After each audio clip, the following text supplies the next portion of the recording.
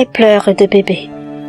Jamais je n'aurais imaginé à quel point la perte d'un enfant pouvait bouleverser notre existence. C'est avec une lourdeur immense dans le cœur que je vais vous partager des événements troublants et mystérieux qui ont surgi dans nos vies après cette tragédie. Ces événements ont non seulement ébranlé nos certitudes, mais ils ont également éveillé en nous des questionnements profonds sur la nature de la vie et de la mort. Je m'appelle Maude et j'ai grandi entourée de l'agitation et de l'amour d'une grande famille. Dès mon plus jeune âge, je savais que je voulais un jour créer ma propre famille nombreuse, empreinte de cette même chaleur. Quand je rencontrai Denis, ce fut une évidence. C'était avec lui que je voulais partager ma vie. 2 ans plus tard, nous nous sommes mariés. J'ai quitté ma famille et ma ville natale pour le suivre dans une nouvelle aventure, emportant avec moi un seul souvenir cher à mon cœur, mon nounours d'enfance, compagnon fidèle de mes rêves et de mes souvenirs. Lorsque j'ai appris que j'étais enceinte, mon bonheur était indescriptible. Mon mari et moi avons mis tout notre amour et notre soin à préparer la chambre de notre bébé. Lorsque nous avons découvert que nous attendions un petit garçon, Denis et moi étions débordants d'impatience à l'idée de rencontrer notre fils. Chaque jour qui passait, nous le comptions avec une excitation grandissante. J'avais même arrêté de travailler pour me consacrer entièrement à cette fin de grossesse qui s'avérait difficile. Puis, une nuit, au début de mon 8e mois, des contractions intenses m'ont saisi. Mon mari, affolé, m'a conduite en urgence à l'hôpital. Cette nuit-là, notre fils est venu au monde. De retour à la maison, j'ai installé notre bébé dans le berceau que nous avions si soigneusement préparé pour lui. Chaque nuit, je me levais pour m'occuper de notre bébé, mais étrangement, mon mari refusait systématiquement de m'aider. Il semblait rejeter notre enfant, évitant de le prendre dans ses bras. Je ne comprenais pas pourquoi Denis, d'ordinaire si aimant, avait tant changé depuis la naissance de notre fils. À mesure que les jours passaient, je me sentais de plus en plus abandonnée, seule avec notre bébé. Denis paraissait se désintéresser de nous, passant beaucoup de temps dehors et rentrant de plus en plus tard. Parfois, il était ivre. Chaque tentative de discussion se terminait en dispute. Je voulais qu'il comprenne que c'était aussi son enfant, qui devait m'aider à prendre soin de notre fils, mais mes paroles semblaient toujours tomber dans un abîme de silence et de frustration. Mon cœur se serrait un peu plus chaque jour, écrasé par la solitude et l'incompréhension. Je n'avais pas d'amis dans cette ville, personne à qui me confier. Ma famille était loin et je ne voulais pas les inquiéter avec mes problèmes. Au fond de moi, je savais que Denis avait rencontré une autre femme, même s'il ne me disait rien. Chaque fois que je sollicitais son aide pour faire des courses ou acheter du lait pour notre bébé, il exigeait que j'avale un des comprimés qu'il me donnait habituellement. Ces comprimés me plongeaient dans un sommeil profond et je n'avais aucune idée de ce qu'ils contenaient. Je commençais à soupçonner qu'il voulait ma mort pour pouvoir vivre librement avec sa nouvelle maîtresse.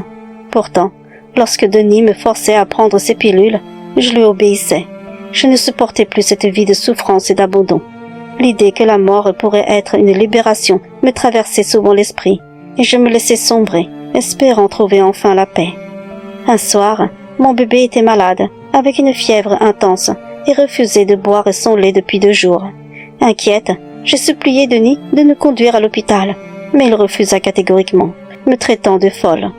Désemparée, je suis allée dans la cuisine et suis revenue avec un couteau. Devant lui, prête à m'ouvrir les veines, je lui ai dit que j'allais exaucer son vœu en mettant fin à ma vie, mais qu'il devait s'occuper de notre fils et l'aimer. Pris de panique, Denis s'est précipité vers moi pour saisir le couteau, puis il s'est dirigé en hâte vers notre chambre. Terrifiée à l'idée qu'il veuille faire de mal à notre fils, j'ai couru derrière lui. Notre fils dormait paisiblement dans son berceau, mais Denis l'a saisi par les jambes et l'a balancé par la fenêtre. J'ai alors crié de douleur, m'effondrant au sol en larmes. Denis m'a alors crié « Maude, arrête de faire la folle, arrête de faire comme si ton nounours était notre bébé !» Il s'est agenouillé devant moi, en pleurs, et m'a dit qu'il s'excusait de ne rien pouvoir faire. Il m'a rappelé que notre fils était mort-né à 8 mois de grossesse, mais m'a assuré que nous pouvions encore avoir d'autres enfants, et m'a serré contre lui, me demandant de prendre mes médicaments pour me calmer. Le lendemain, il m'a emmené voir le médecin pour ajuster mon traitement, car mes médicaments ne faisaient plus effet. Avec le nouveau traitement, j'ai progressivement retrouvé mes esprits. J'ai compris alors pourquoi Denis se comportait ainsi avec moi. Notre maison était remplie de biberons, de couches et de lait éparpillé partout, et j'avais tellement dépensé en vêtements pour mon nounours. Même si j'allais mieux, il m'arrivait encore d'entendre les pleurs de mon bébé la nuit, mais je savais que ce n'était que le fruit de mon imagination. Après avoir lutté contre la dépression pendant un certain temps, mes parents m'ont parlé d'une guérisseuse dotée de dons de voyance qui pourrait m'aider à me rétablir complètement. J'étais désespérée et prête à essayer n'importe quoi pour me sentir mieux. Nous avons donc pris la décision de retourner vivre près de notre famille pour consulter cette guérisseuse. J'étais nerveuse et incertaine quant à ce qui allait se passer, mais j'étais aussi remplie d'espoir et de détermination à retrouver ma santé mentale. Lorsque j'ai rencontré la guérisseuse pour la première fois, j'ai ressenti une vague de soulagement et de compassion. Elle m'a écouté attentivement et m'a offert des conseils et des remèdes pour m'aider à guérir. Petit à petit, j'ai commencé à me sentir mieux. Les pleurs de nourrisson qui hantaient mes nuits avaient cessé et j'ai commencé à retrouver mon énergie et ma joie de vivre. 1 an plus tard, un miracle s'est produit. J'ai donné naissance à un fils. Notre bonheur était immense et indescriptible. Entourés de nos proches, notre famille, nos amis et ma meilleure amie Coralie, nous avons partagé ces moments de joie intense alors qu'ils venaient tous nous féliciter et célébrer avec nous. Coralie, ma meilleure amie, était toujours célibataire et je l'encourageais souvent à trouver quelqu'un pour bâtir sa propre famille et à avoir des enfants. Pourtant, elle me confiait qu'aucun homme ne lui convenait vraiment, étant très exigeante dans ses choix amoureux. Après la naissance de mon 2e enfant, une adorable petite fille, Coralie venait souvent à la maison. Je sentais dans son regard une pointe d'envie. Un soir, avec une lueur de bonheur dans les yeux, elle m'a annoncé qu'elle avait enfin rencontré l'homme de sa vie.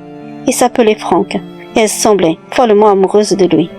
Peu de temps après, elle s'est installée avec lui, rayonnante de joie et d'anticipation pour leur avenir ensemble. J'ai eu l'occasion de rencontrer son petit ami à plusieurs reprises. Franck était très séduisant physiquement, mais il était sans emploi et semblait avoir mené une vie de débauche. Des connaissances avaient conseillé à Coralie de mettre fin à leur relation, car Franck n'était pas quelqu'un de fréquentable. Il semblait profiter d'elle et de son hospitalité, mais Coralie, aveuglée par l'amour, était incapable de rompre et continuait de l'héberger. Un matin, alors que Coralie et Franck revenaient d'un voyage, je suis allée lui rendre visite. J'ai trouvé Coralie très pâle et visiblement épuisée. Inquiète, je lui ai demandé si tout allait bien. Elle m'a simplement dit de ne pas m'inquiéter, qu'elle avait juste besoin de quelques jours de repos. Elle avait gardé 1 semaine de congé pour se reposer, mais son état me laissait un profond sentiment d'angoisse et de tristesse. Quelques jours plus tard, lors d'un week-end, j'ai reçu un appel de Coralie.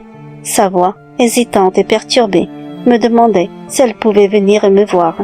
J'imaginais qu'elle passerait après le déjeuner, mais à ma grande surprise, 1 demi-heure plus tard, elle se présenta devant ma porte alors que j'étais en pleine préparation du repas. Elle m'avoua qu'après m'avoir appelé, elle ne pouvait plus attendre. Il fallait absolument qu'elle vienne chez moi immédiatement. Elle semblait fatiguée, alors je l'ai invitée à s'installer dans le salon pendant que je finissais de préparer le repas pour le retour de mon mari et de mes enfants partis en balade. À ma grande surprise, Coralie me suivit dans la cuisine, se proposant de m'aider. Remarquant mon air intrigué par son comportement inhabituel, elle finit par me confier, avec des larmes dans les yeux, qu'elle avait peur de rester seule. Je lui ai demandé de me raconter ce qui se passait. Elle hésita un moment, puis, la voix tremblante, elle commença à m'expliquer qu'elle avait été enceinte. Son petit ami, ne voulant pas de l'enfant, l'avait convaincue d'avorter. Ayant dépassé la limite légale pour un avortement, elle avait dû partir avec Franck dans un autre pays pour subir l'opération. Elle m'expliqua, la voix brisée par l'émotion, que l'avortement avait été extrêmement éprouvant. Le fœtus étant déjà grand, ils avaient dû le découper, morceau par morceau, pour l'extraire. Chaque mot qu'elle prononçait était empreint d'une douleur profonde, et je ressentis l'horreur de ce qu'elle avait vécu. Je comprenais alors pourquoi elle était si fatiguée quand je l'avais vue à son retour de voyage.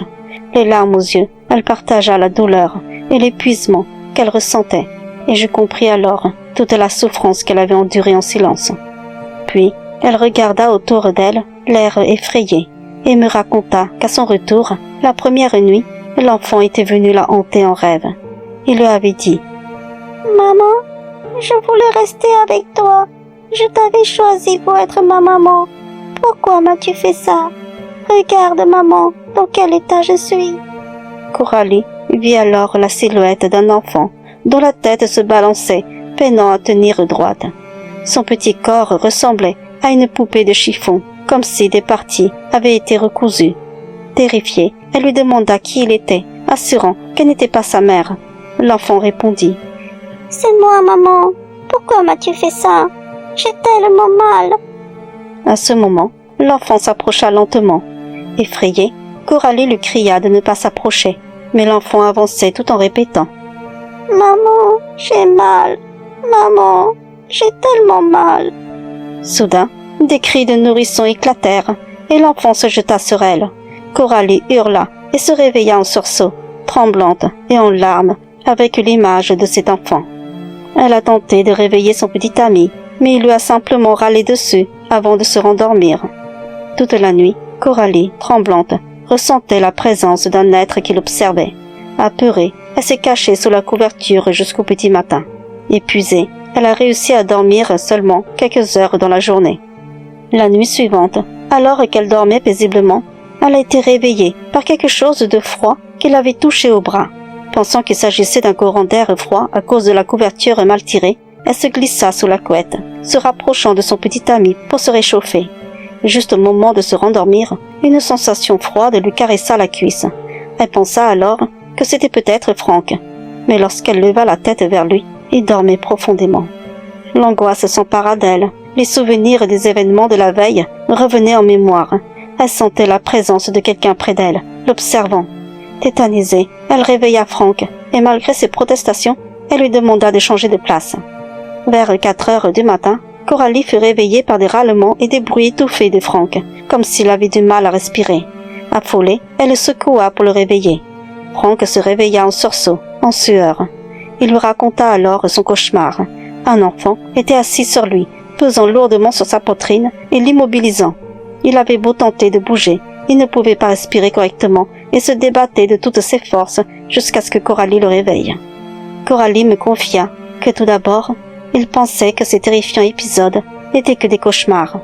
Après 3 nuits de terreur, les mauvais rêves cessèrent et ils retrouvèrent des nuits paisibles. Cependant, quelques jours plus tard, les événements reprirent, mais cette fois-ci, ce n'était plus pendant la nuit, ni dans leurs rêves.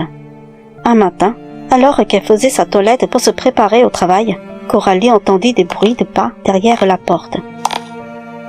Les pas semblaient faire des allers-retours incessants. Inquiète, elle demanda « Franck, est-ce que c'est toi? Tu es réveillé? Tu veux utiliser la salle de bain ?» Aucun son ne lui répondit. C'était le silence.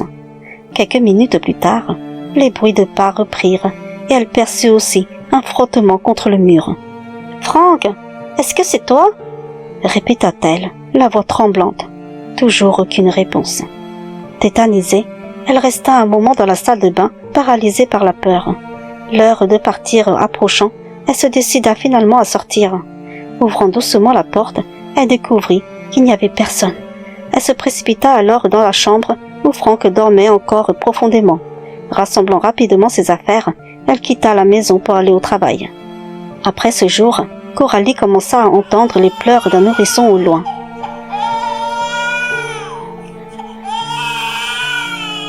Au début, elle pensait qu'un bébé se trouvait à proximité, peut-être chez les voisins, ou avec une mère promenant son enfant.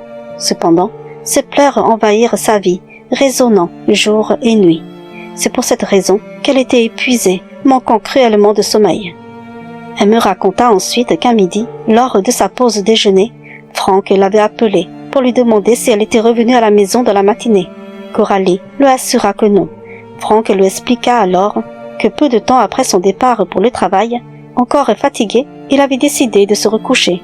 À peine avait-il fermé les yeux qu'il entendit la porte s'ouvrir. Pensant que c'était Coralie qui avait peut-être oublié quelque chose, il garda les yeux fermés. Soudain, il sentit une main lui caresser la jambe. Pensant toujours que c'était elle, il ne chercha pas à ouvrir les yeux. Puis, il perçut une respiration juste en face de son visage. Agacé et se demandant ce que Coralie faisait encore là, il ouvrit alors brusquement les yeux. Devant lui, il n'y avait personne. Angoissé, il se leva en hâte et vérifia partout, mais il n'y avait vraiment personne. Il alla aux toilettes, et à peine avait-il fermé la porte qu'il entendit des pas. suivi de petits coups frappés à la porte des toilettes. « Coralie, c'est toi ?» demanda-t-il, mais personne ne répondit. Ouvrant brusquement la porte, il découvrit qu'il n'y avait personne. Les événements devenaient de plus en plus inquiétants et inexplicables, plongeant Frank et Coralie dans une peur grandissante. Puis vint ce fameux soir où Coralie se retrouva plongée à nouveau dans un rêve terrifiant. Elle vit la porte s'ouvrir lentement et un petit enfant recouvert de sang apparut. Paniquée, elle lui cria de ne pas s'approcher, mais l'enfant avançait lentement vers elle et monta sur le lit. Coralie, tétanisée, était incapable de bouger, comme immobilisée par la peur. L'enfant rampa, petit à petit, jusqu'à ce que son visage soit près du sien. Les yeux brillants et le visage ensanglanté, il murmura « Maman, j'ai mal. Pourquoi m'as-tu fait ça?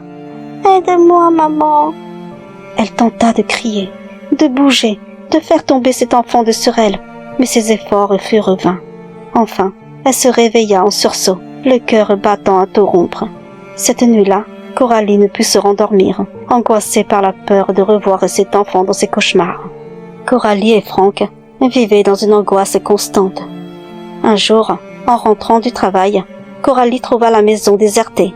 Frank avait plié bagages et était parti. Désespérée, elle appela immédiatement. Au téléphone, Frank lui annonça qu'il rompait, incapable de supporter plus longtemps cette vie de peur avec ce fantôme qui hantait leur maison. Coralie le supplia de revenir, sa voix brisée par les sanglots, mais il refusa, la laissant seule et en pleurs, envahie par un sentiment d'abandon et de désespoir. Coralie me confia alors les véritables raisons de sa visite. Elle voulait mon aide pour rencontrer cette guérisseuse qui m'avait soutenue lorsque j'avais perdu mon bébé. La dame était très âgée, mais toujours en vie. Alors, après le déjeuner, j'ai accompagné Coralie et nous nous sommes rendus chez la guérisseuse. En voyant Coralie, la vieille dame la fixa intensément de regard. Puis, elle annonça qu'elle voyait de graves problèmes autour d'elle, avant de se mettre à pleurer, les larmes coulant sur ses joues. Coralie et moi étions surprises par cette réaction. La guérisseuse nous expliqua qu'un enfant était présent aux côtés de Coralie. Cet enfant, mal en point et semblant perdu, était incapable de retrouver son chemin. Sa présence et sa détresse étaient palpables, rendant l'atmosphère lourde de chagrin et de désolation. La guérisseuse demanda à Coralie si elle avait vécu la perte d'un enfant. Coralie admit alors qu'elle avait avorté un enfant par le passé. Elle lui raconta son histoire, partageant ses tourments et ses regrets. Profondément touchée, la vieille dame décida d'organiser une petite cérémonie pour apaiser et libérer l'esprit de cet enfant. L'émotion était palpable dans la pièce, mêlant le poids du passé de Coralie avec l'espoir d'une libération pour cet enfant en détresse spirituelle. Après cette visite, Coralie ne rêvait plus de l'enfant, et les événements étranges avaient cessé. Elle se sentait soulagée et apaisée, comme si un poids avait été levé de ses épaules. Cependant, de temps en temps, elle entendait encore les pleurs de bébé, rappelant les moments difficiles qu'elle avait traversés. Aujourd'hui, Coralie est presque guérie, mais nous ne savons pas ce qu'est devenu Frank, car nous n'avons plus eu de nouvelles de lui depuis son départ. À travers cette histoire, je souhaite rappeler à tous que si vous n'êtes pas prêt à accueillir un enfant, prenez toutes les précautions nécessaires et ne laissez pas l'amour vous aveugler. Concevoir un enfant n'est pas un jeu. Cela peut entraîner de profondes souffrances. Si l'enfant est déjà trop développé pour un avortement, envisagez de lui donner la vie et de le faire adopter. Cela pourrait vous épargner les